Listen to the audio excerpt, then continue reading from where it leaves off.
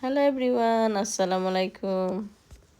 আপনারা যে যেখানে আছেন আশা করি ভালো আছেন। আমি আলহামদুলিল্লাহ আপনারা দোয়া ভালো আছি। আজকে আমি আরেকটা রেসিপি লয়ে আইছি, আপনার আমাদের সবার প্রিয় ডালি বড়া। এখানে দেখতে পারা আমি পেঁয়াজ, বাকর পাতা, কাঁচামরিচ, বালাটিকি ফলিয়া ছোটো ছোটো করছি ডালি বড়া দিতাম হরি। আর দেখতে পাচ্ছেন ডাইলে আমি ব্লেন্ডিং করিয়া তৈছি। আর এখানেও আমি পেঁয়াজ আর পরিমাণ মতো লবণ আর দিছি হলুদ 1 চামচ, কারি পাউডার 1 চামচ, কাঁচামরিচ বাকর পাতা দিয়া বালা টিকি মাখাইয়া। আর এখানেও আমি পাঁচফোড়ন দিলাম 4টা, যাতে ডালি বড়া ফ্লেভার টারা নাইছে। কিন্তু দেখতে আমি ব্লেন্ডিং করা ডাইল দিয়ে সারিয়া দিছি আর ডিম 2টা দিয়া আমি মাখাইলাম।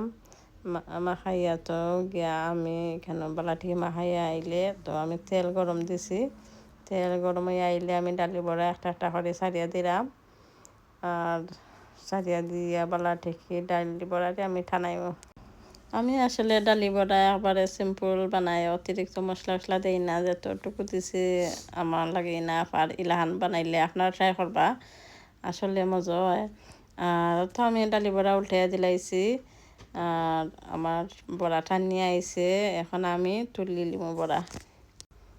আর আমার বাচ্চা আনতে আমার ফ্রেন্ড বন্ধু আমার ফ্যামিলির মানুষে অনেক পছন্দ করেন আমার হাতের ডালি বড়া।